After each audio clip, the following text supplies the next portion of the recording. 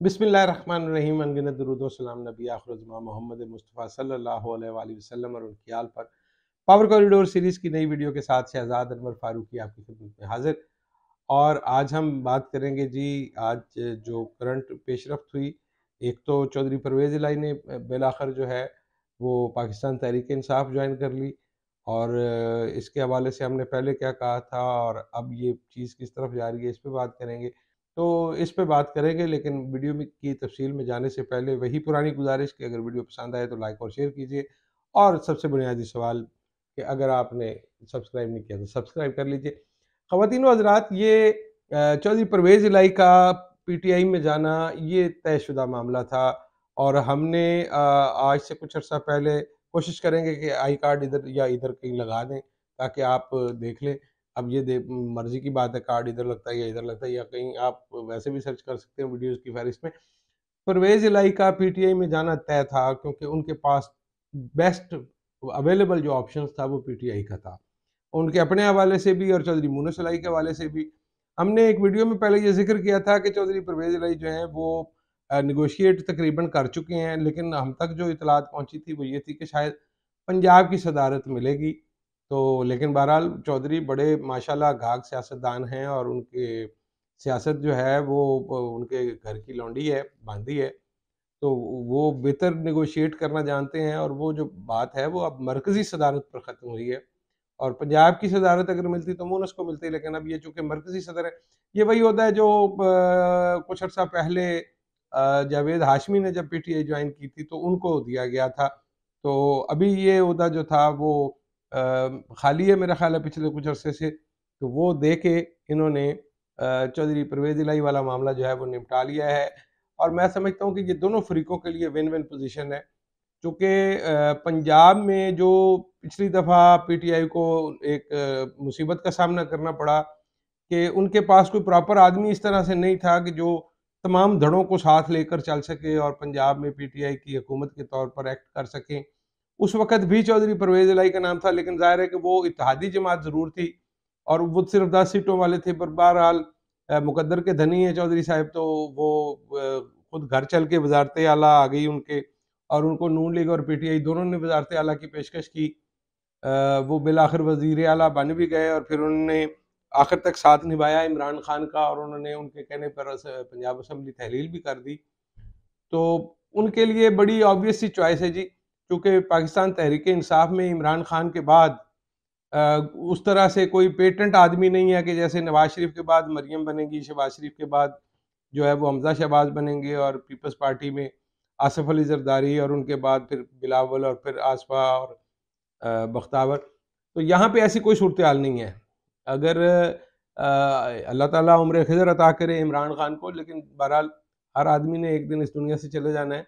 तो लंबी गेम है थोड़ी सी कि उसके बाद मेरे नज़दीक ये सलाहियत इमरान खान में ज़रूर है कि वो इस पूरी पार्टी को साथ लेकर चल सकें।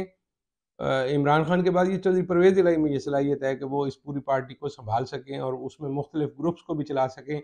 उनकी मौजूदगी में भी पंजाब की हद तक उनके बहुत सारे मसाइल जो हैं वो हल हो जाएँगे।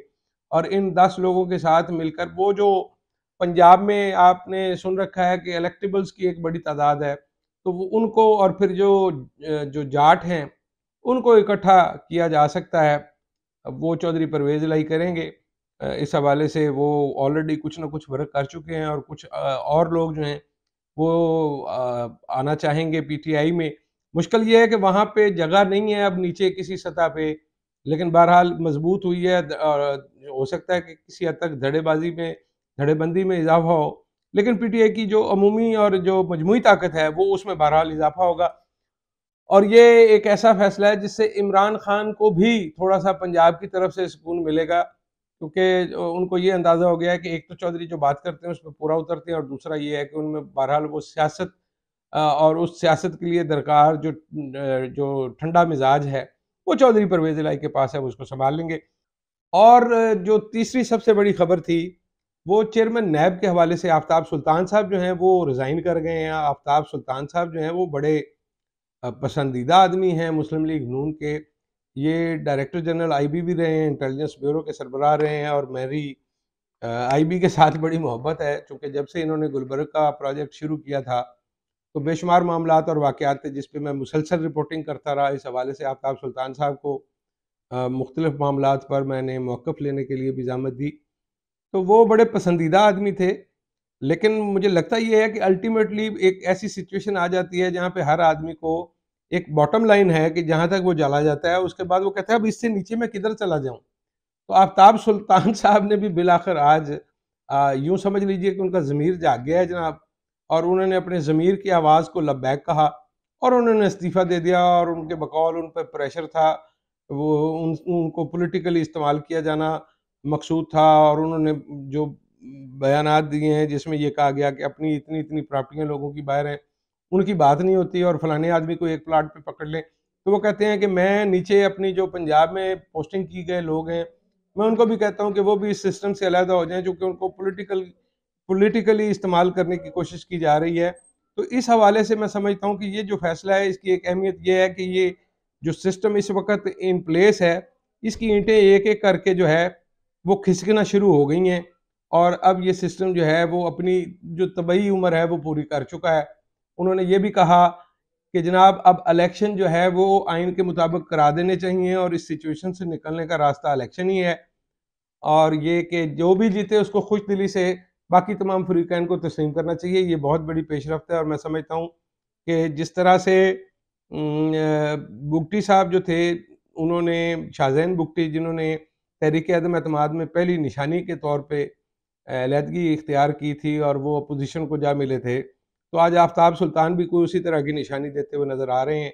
तो ये थी सूरत-ए-हाल। इस पे ज़रा ये बताइएगा कि आफ्ताब सुल्तान की इस सारे सिनेरियो में क्या अहमियत है? आप इस बारे में क्या सोचते हैं? हमें अपने कमेंट्स में ज़रूर आगाह कीजिएगा। अपना बहुत सारा ख़्याल रखिएगा। मिलेंगे एक नई वीडियो में। अल्लाह निगहबान।